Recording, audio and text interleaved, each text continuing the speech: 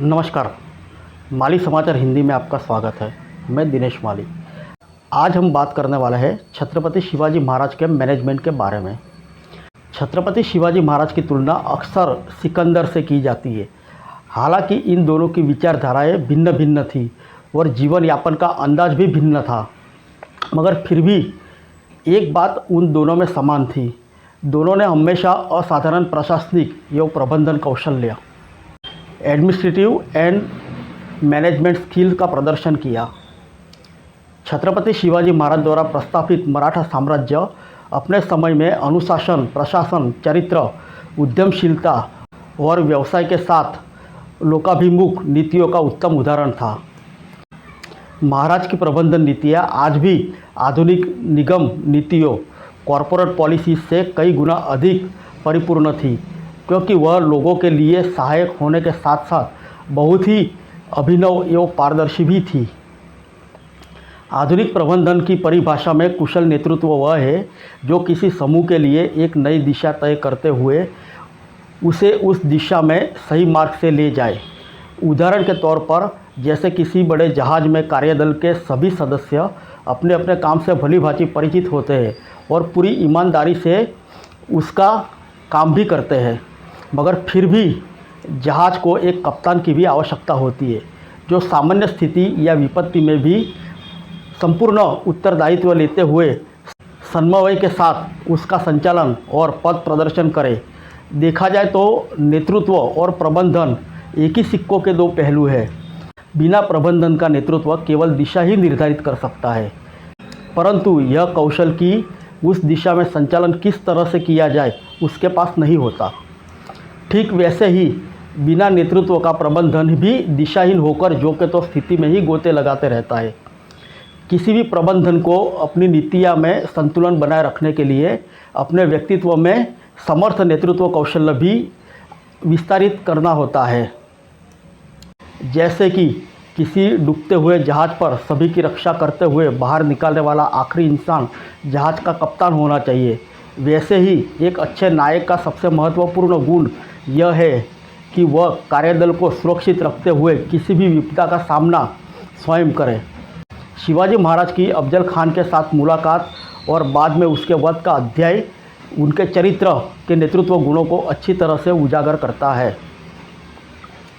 बीजापुर के बादशाह आदिल शाह के सरदार अफजल खान एक बड़ी सेना के साथ शिवाजी महाराज के स्वराज के ऊपर आक्रमण करने निकला था। रास्ते में बीजापुर सल्तनत के अन्य दुर्ग यानी किले से आने वाली सहायक सेनाएं अफजल खान की सेना में जुड़ती गई। हथियार, सेना और दोनों को चलाने वाली वित्तीय स्थिति, इन सभी में अफजल खान शिवाजी महाराज से अधिक बलशाली था, मगर फिर भी शिवाजी महाराज ने अपने सेना का नेतृत्व करते हुए और पराजय स्वीकार न करते हुए सामने से युद्ध करने का फैसला लिया। अपने सभी विकल्पों पर विचार करते हुए शिवाजी महाराज ने प्रतापगढ़ किले पर ही रहने की ठान ली और राजनयिक वार्तालाप की आड़ में अफजल खान से बचने का उपाय ढूंढ निकाला। उन्होंने अफजल खान को एक खत भेजा जिसमें लिखा था कि वे किसी प्रकार का टकराव नहीं चाहते और युद्ध की जगह समझौता करना चाहते हैं। शिवाजी महाराज और अफजल खान की भेंट की व्यवस्था प्रतापगढ़ पर हुई, मगर अफजल खान की धूर्तता से वाकिफ शिवाजी महाराज ने सुरक्षा हेतु छुपे शस्त्र जैसे कि खंजर और वाग्नख से खुद को सशस्त्र करते हुए कपड़ों के नीचे कवच भी धारण कर लिया था। मुलाकात की तारीख 10 नवंबर 1659 तय हुई। भेंट अकेले में होनी थी। जैसे कि शिवाजी महाराज और अफजल खान आमने सामने आए तो अफजल खान ने शिवाजी महाराज को गले लगाने के लिए हाथ आगे बढ़ाए, मगर इरादा तो धोखे खा ही था। मौका मिलते ही अफजल खान ने अपनी बाई आंख में शिवाजी महाराज को दबोच लिया और अपनी कटार निकालकर शिवाजी महाराज की बगल में घोंप दी, मगर सतर्क शिवाजी महाराज ने अपने बचाव में अफजल खान को खंजर और वाग्नख से जख्मी करते हुए मार गिराया।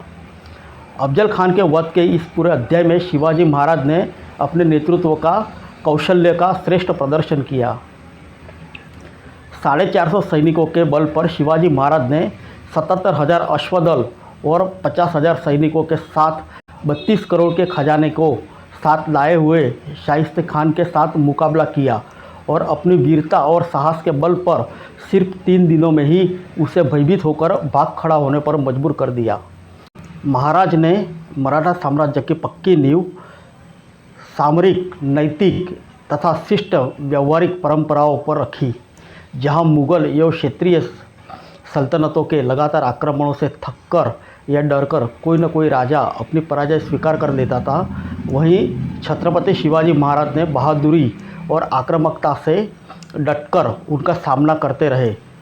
युद्ध के समय में नियोजन कुशलता, किसी भी व्यक्ति की सही परख, वक्त की कदर और अनुशासन जैसे गुण उनके कुशल नेतृत्व के साक्षी है और इसी नेतृत्व में मुट्ठी भर सैनिकों के सहारे हजारों की फौज से लड़ते हुए विजय श्री प्राप्त कर लेते थे। एक स्वतंत्र और आत्मनिर्भर राष्ट्र के निर्माण करने का उनका सपना और दृढ़ संकल्प ही वास्तव में उनकी सफलता का आधार था। उनके अनुयायियों में उनके लिए प्रगाढ़ श्रद्धा, सम्मान और निष्ठा का कारण उनका महान नेतृत्व कौशल तथा उच्च नैतिक चरित्र है। आज भी शिवाजी महाराज को एक न्याय संगत एवं कल्याणकारी राजा और नायक के रूप में ही याद किया जाता है। फिर मिलेंगे। नमस्कार।